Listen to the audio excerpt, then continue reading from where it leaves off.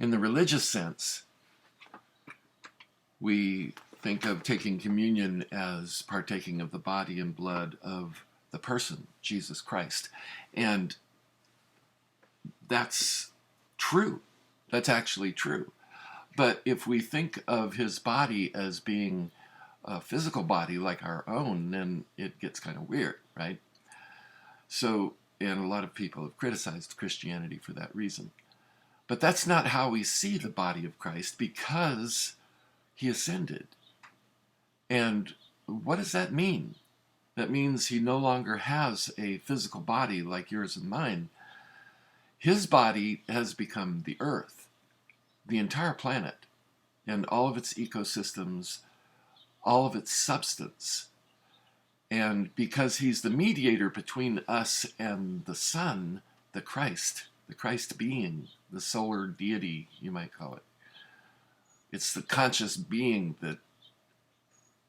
that pervades and fills the solar system with the life impulse of which we partake, and which is encapsulated within the substance of the earth that we call food.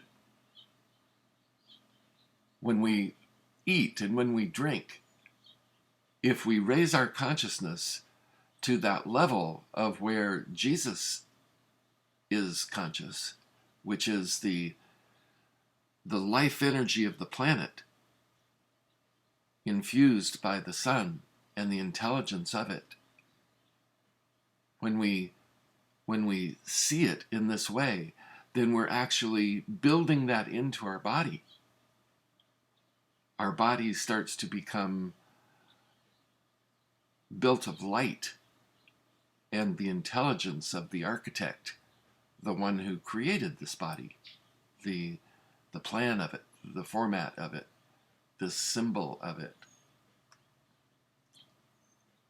So as we raise our consciousness to the level of the Christ, which is the entire life body of the planet, the biosphere, and all the energies and intelligence that goes into making it work, which comes from above, not like out of the chemistry of the elements of it. Those are real, and those have their function, but they would not be able to function without the intelligence that they're informed by and with. And that intelligence is everywhere. And it is in an inherent quality, an inherent aspect of the Christ light, which fills everything.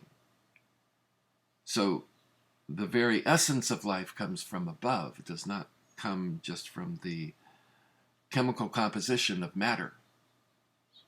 Everything is energy, but that energy has superimposed upon it, you might say, a higher pattern of life, that there is purpose and direction to the life energy. When we consume food and we drink the substances that we make, such as wine and the water that we gather, we are partaking of that divine energy. It's there. And if we become conscious of it, it's amplified. So when you eat, take care to eat good food. The more natural, the better, and the proper foods. And you know which ones are good and which ones aren't. You know, I know, everyone knows. Make it a holy act. And it doesn't mean, I don't mean by that piety. Make it sacred. And I mean sacred with an upwelling of the Spirit within you, saying, yes, this is good. This energy that this food is providing for my body comes from the sun, and everything partakes of that same energy. And if I partake of that energy and I let it inform my body, then my body becomes attuned with the life energy throughout all of nature. And I mean the parts, not just the parts we can see, but the parts we can't see. I'll let you work on that one. So make it a holy thing. Make the act of eating an event of consciousness, of Christ consciousness, of cosmic consciousness. Come to it with an expectation of life, and life as it truly is, which is glorious, all-pervasive, everywhere, and especially in you. And then you can become like a vocal point for life, so that when you speak for all of life. All of life is speaking through you.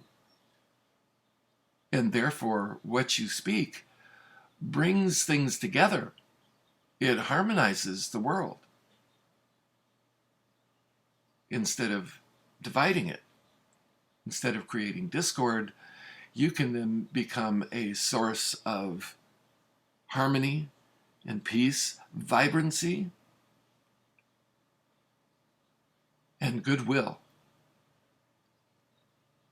Be that. Bring your highest consciousness to the most basic parts of your life, and be a representative and a point of expression for divine life.